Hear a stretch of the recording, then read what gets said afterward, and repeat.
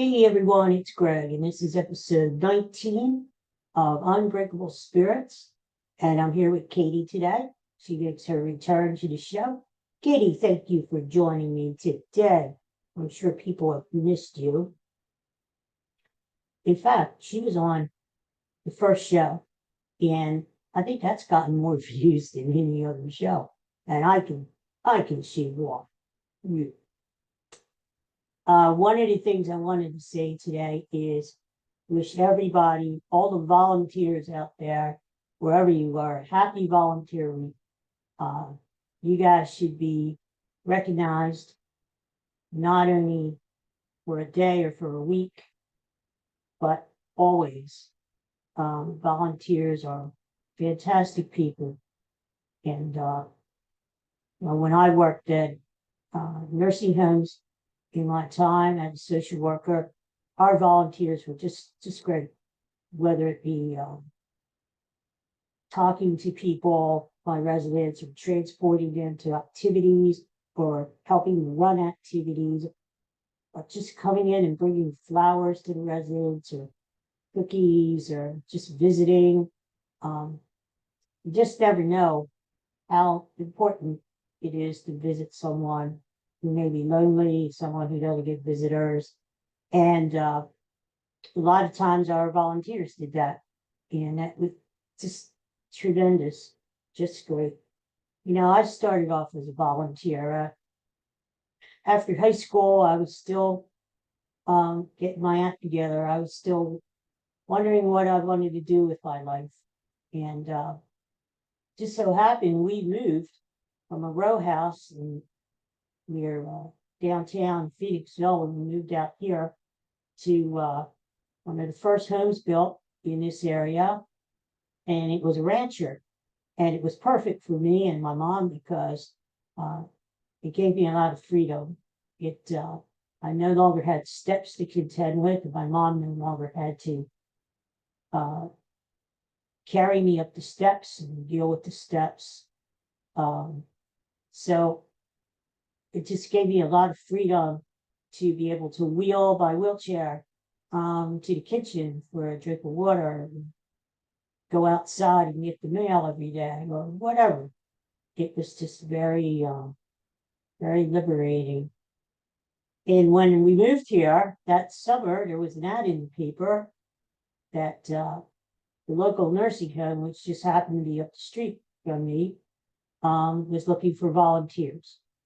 And for some reason, I applied. I had never been in a nursing home before.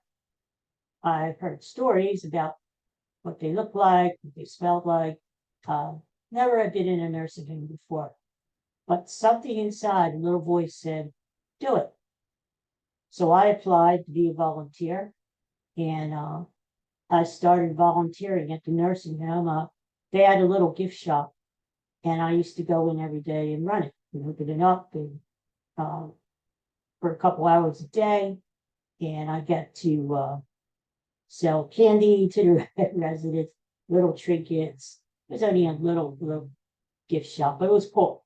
It gave the residents a lot of freedom to come in and buy what they wanted. It was just, it was cool. Well, I got to meet a lot of residents, and that helped me to decide what I wanted to do with my life and become a social worker, and specifically work in nursing homes, which I ended up doing for 30 years. So that started out as being a volunteer. And one of my other duties as a volunteer was visiting. And I remember I used to wheel around after I closed up the gift shop and just visit people for about an hour or so. I got a list of residents who either were very lonely or didn't get any visitors, and I would go and visit them every chance I got. And it was pretty cool making a difference in someone's life. And it was important to me too, because it was I felt like wow, these people really look forward to me coming in to visit them every day, and it gave me a purpose. and we all need a purpose in life. And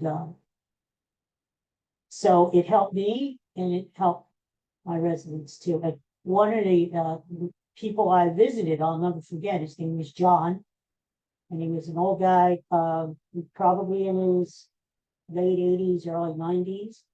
And I remember, and this was back in the 80s, early 80s. So he used to smoke these big cigars at the nurse's station. And I remember the first time I met him, I wheeled up to him, and I remember John, he used to always wear a Western garb, even though he grew up in Philadelphia. I remember he used to say, I lived in Philadelphia when Broad Street was a prairie. And he loved to wear these string ties and vests. And looks like he just stepped out of the Old West. And so he would be smoking a big cigar. And the first time I went up to him and said hello, and looked at me and was wishing out well. What do you want here?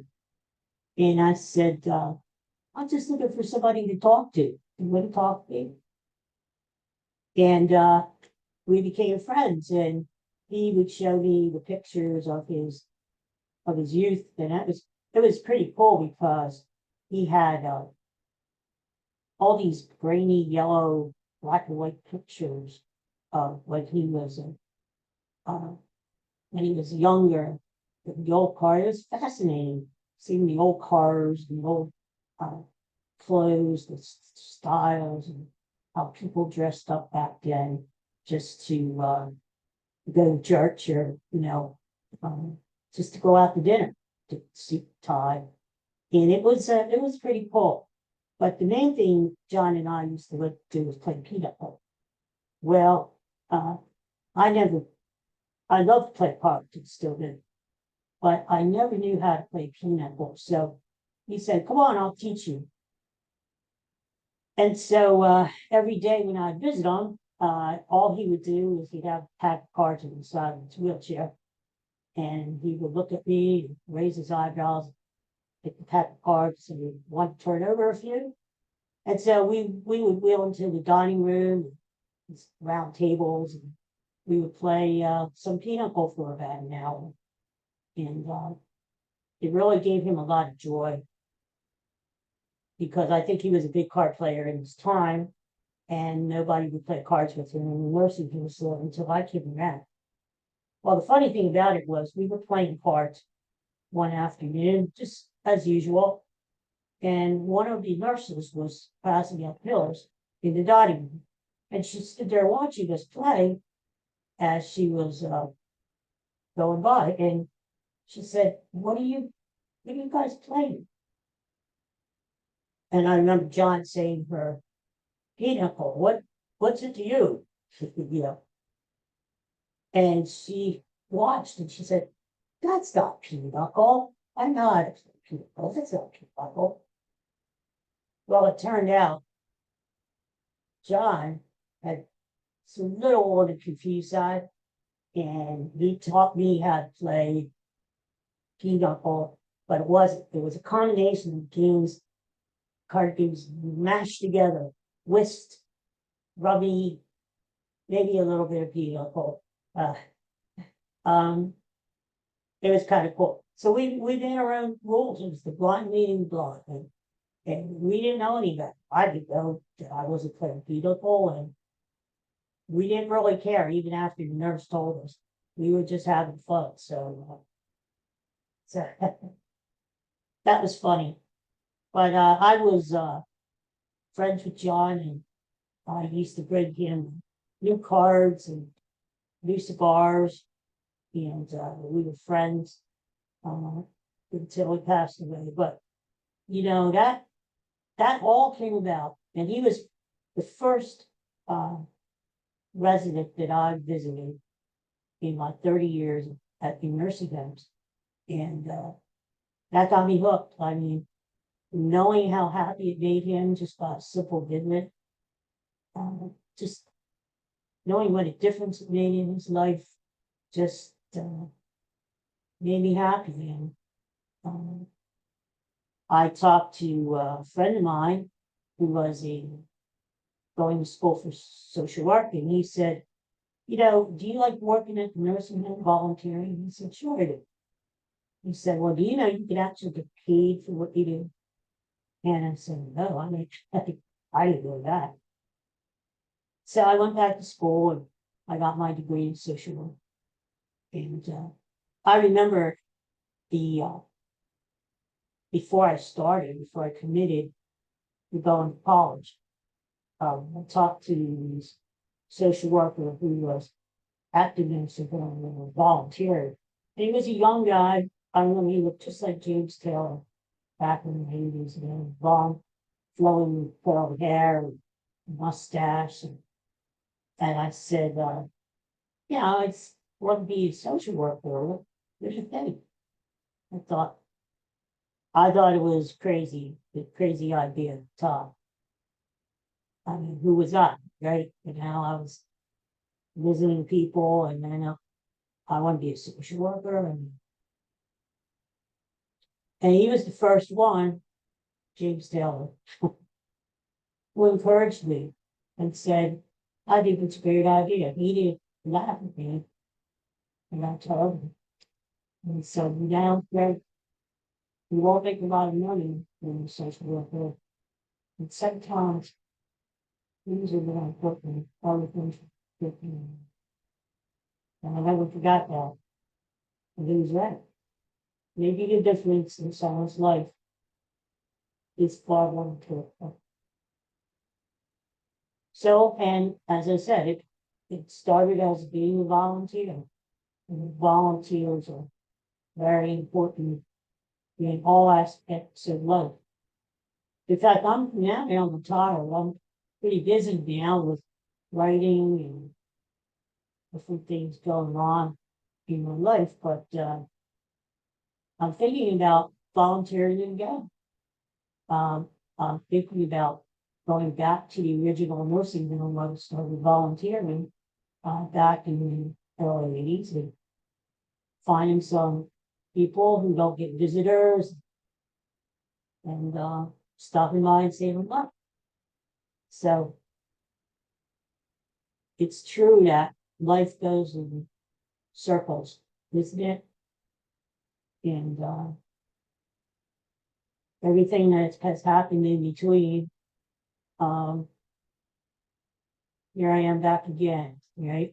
So it's kind of cool. But I just wanted to pop on and wanted to wish everybody who's volunteering, uh, say thank you. And for people out there who maybe have a little free time and want to make a difference in someone's life, uh, volunteer and make you feel good and make a lot of other people feel good too. And don't forget, I know, it's really hard now, coming out of COVID, coming out of the pandemic. The nursing homes were kind of closed down to visitors, and felt really bad when this was all going on with families and residents because I know what it was like just to some people didn't get any visitors regardless.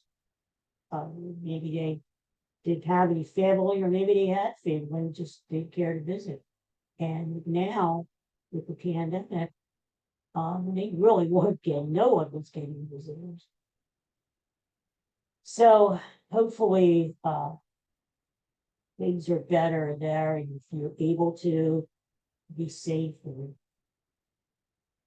visit some people who may be lonely, please do, because it really does make a difference. And you never know,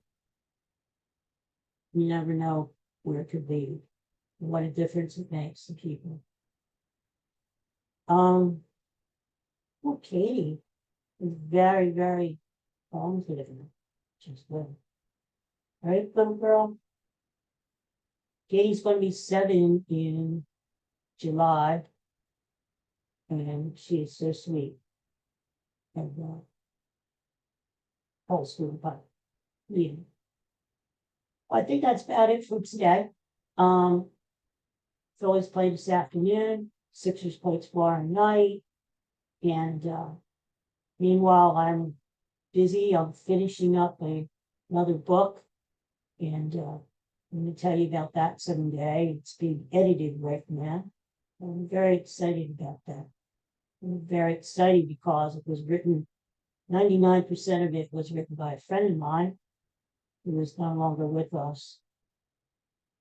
And, but he didn't finish it, the novel.